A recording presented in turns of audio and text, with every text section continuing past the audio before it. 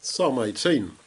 This is a psalm, we're told at the very beginning of the psalm, in the time when God has delivered David out of all his enemies, and he's looking back on his life.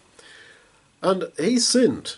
He did some pretty bad things. He committed adultery, he committed murder, he murdered the husband of the woman he had an affair with, and so on. He did a lot of pretty bad things.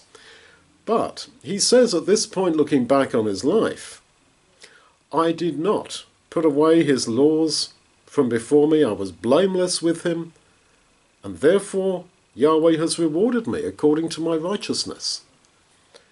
Well, you could read that as David simply rewriting the narrative of his life and not being aware of his own sinfulness, but there's another option, and that is that he full well knew he'd sinned and the consequences of it were with him all his life.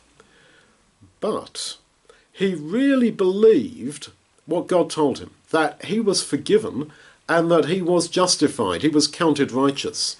So David becomes a parade example of the sinner who has been forgiven and who really feels that forgiveness and that imputed righteousness that Paul talks about in the New Testament. We should be able to feel it to such an extent that whilst we know we have sinned and still do sin, we are confident in his love.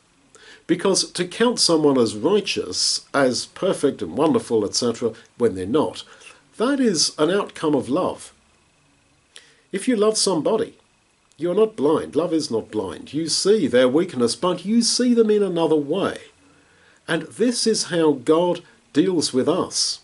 And this is how God dealt with David, to the point that now, apparently at the end of his life, he can look back so confidently that, yeah, you see me as blameless in your eyesight, in your opinion. That's how I am, and I trust you.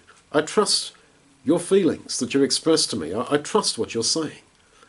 And so do not ever think that you have sinned so much that this is game over with God. Not at all. He counts us as righteous because he loves us. If, of course, that's what we want. If we confess our sin, as David did, sin can be dealt with, and dealt with in a way that man cannot deal with sins of people against him.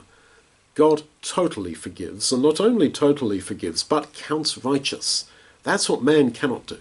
But that is outside of our human experience, but that is how it is between God and ourselves.